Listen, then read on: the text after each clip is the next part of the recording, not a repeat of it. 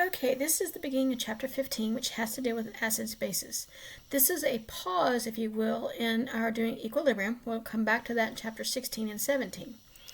Acids and bases we talked about a little bit in 12:11 in chapter 4, but they're an important part of our lives. They influence how our food tastes. Most of the food that we taste, is it acidic or basic? And the answer is acidic.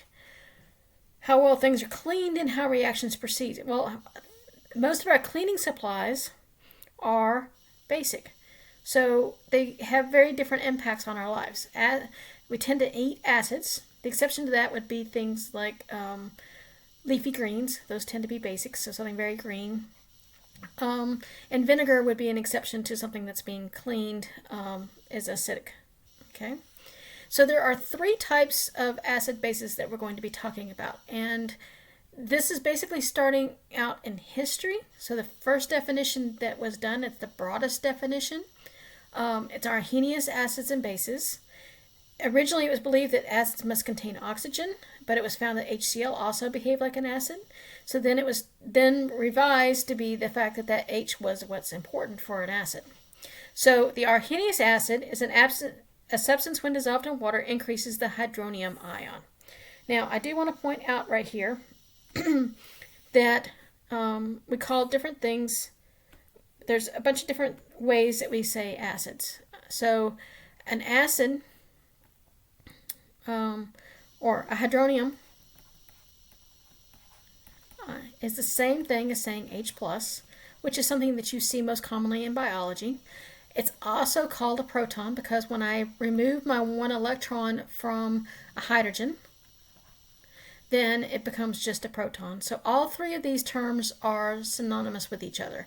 H3O plus is the same thing as H plus, which is the same thing as proton. And what happens is that, and I have a video to show you here, but this is water, and it has two lone pairs here. And anytime that I might have a hydrogen that has come off of each something, then what happens is it will link up automatically with any water that's there and form and basically become associated like this to become OH, which is H3O plus. So that's why H3O plus is the same thing as H plus. It's just the fact that proton has attached itself to a water molecule. Now, a base, according to the Arrhenius definition, is a substance when dissolved in water produces a hydroxide ion. And so that's a base. And so these are the very simplest of definitions of an acid and a base. A strong acid is one that when it's added to water, it completely disassociates. So an example of a strong acid is HCl. When I add it to water, it's a single reaction arrow, and it becomes H3O plus Cl minus. So this is a strong acid. A strong base is basically the same thing, and since we have finished the first chapter of equilibrium, you'll notice that this is a single direction arrow, which means that at the end, one of these two reactants, and it's the HCl, completely has gone to zero, unlike an equilibrium in which some of the HCl would be responsible. There are 6 strong acids, and those 6 strong acids are these acids right here. Okay, this is actually a table from chapter 4. Like I said, we did do some of this in chapter 4.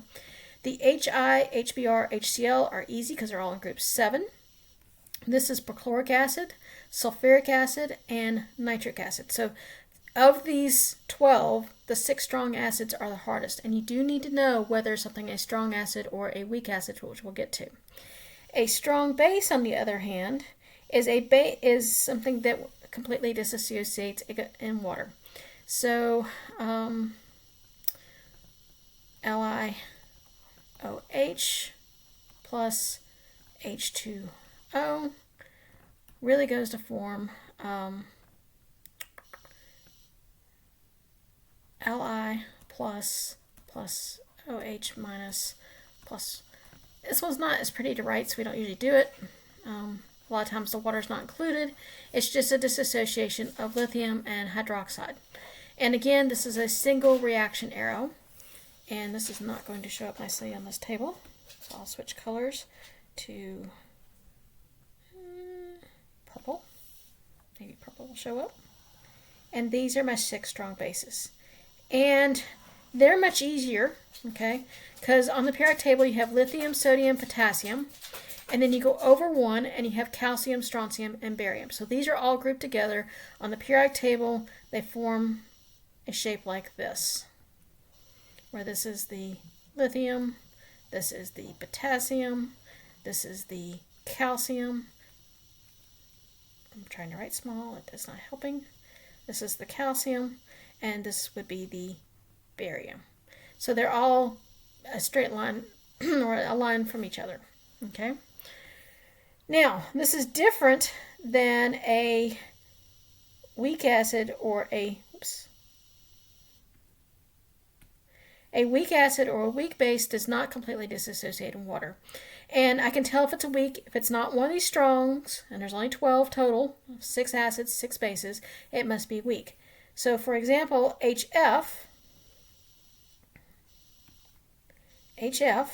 is a weak acid. When I put it into water, and yes, I'm choosing an acid because it's easier to deal with, it still goes to form the F- plus the H3O+. So that part of the reaction has not changed. But you notice the difference here is that this is now in equilibrium, whereas up here is a strong, it was a single reaction arrow. So when this is done reacting, I have HF, F-, water, and hydronium ion all in solution. And so I basically know that it's a weak acid because it's not on the list of my strong acids. Now, this has nothing to do with the reactivity of these things. HF is the most terrifying acid to me.